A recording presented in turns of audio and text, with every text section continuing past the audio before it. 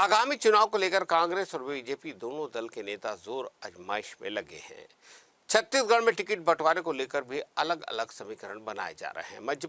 मध्य प्रदेश में बीजेपी की दूसरी लिस्ट ने सभी को चौंका दिया और अब कयास लगाए जा रहे हैं कि छत्तीसगढ़ में भी बीजेपी टिकट वितरण के समीकरण को बदलकर एमपी का फार्मूला लागू कर सकती है, जिसका सीधा मतलब है कि यहां भी दिग्गज नेताओं को टिकट दिया जा सकता है। वहां कांग्रेस अपनी अलग ही रणनीति पर काम कर रही है। टिकट वितरण को लेकर कांग्रेस कोई जल्दबाजी नहीं करना चाहती।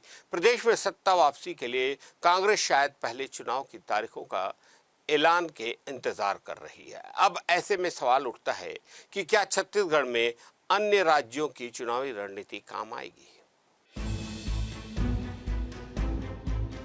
छत्तीसगढ़ में चुनाव को लेकर दोनों ही सियासी दलों का दावा है कि इस बार सिर्फ चुनाव जीतने वाले प्रत्याशियों को ही मौका दिया जाएगा। सूत्रों के मुताबिक छत्तीसगढ़ में प्रत्याशियों की दूसरी लिस्ट के नाम तो लगभग तय हैं और जल्द ही इस पर मुहर भी लगने वाली है। लेकिन मध्य प्रदेश में दूसरी लिस्ट में सांसदों और केंद्रीय नेताओं को उम्मीदवार बनाकर बीजेपी ने नया माइंड गेम खेला है, जिसका असर छत्तीसगढ़ में भी देखने को मिल सकता है। कयास तो ये भी लगाए जा रहे हैं कि छत्तीसगढ़ में बीजेपी अपने दिग्गज नेताओं को प्रदेश के चुनाव में मैदान में उतार सकती है। इसके अलावा कांग्रेस की बात करें तो अब तक छत्तीसगढ़ के प्रत्याशियों की सूची जारी नहीं हो पाई है। जानकारी के अनुसार कांग्रेस इस बार 45 से ज्यादा उम्मीदवारों के टिकट काट सकती है। कांग्रेस भी बीजेपी की राह पर अपने सांसदों को विधानसभा का चुनाव लड़ा सकती है। कांग्रेस प्रदेश अध्यक्ष और बस्तर सांसद दीपक बैज ने पहले भी विधायक बनने की इच्छा जाहिर की थी। देखिए, मैं तो 2 बार पहले विधायक रह चुका हूं, फिर सांसद हुआ भी। ये तो पार्टी का निर्णय है। पार्टी का जो निर्णय रहेगा मुझे स्वीकार है, कहीं भी कोई दिक्कत नहीं है। अभी तक हमेशा पार्टी का निर्णय का मैं स्वागत किया हूं। आगे पार्टी जो भी डिसीजन करेगी उसमें मैं तैयार।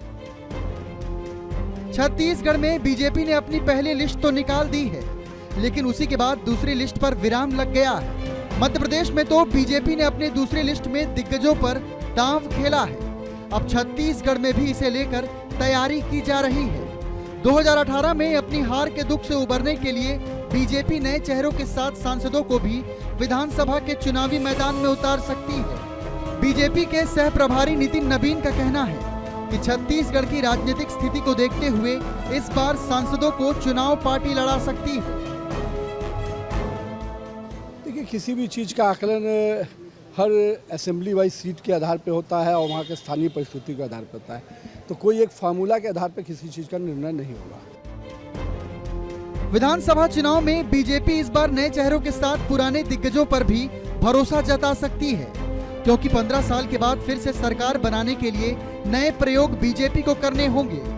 वहीं कांग्रेस पिछली बार की तरह इस बार भी करीब 45 नए चेहरे को मौका देगी। साथ ही जीतने वाले प्रत्याशियों पर अपना दांव लगा सकती है। कुल मिलाकर दोनों ही सियासी दल चुनाव जीतने के लिए सिर्फ जिताऊ कैंडिडेट पर ही फोकस करना चाहते हैं, फिर वो चेहरे नए हों या फिर पुराने। Ankita Sharma, Asian news, Raipur.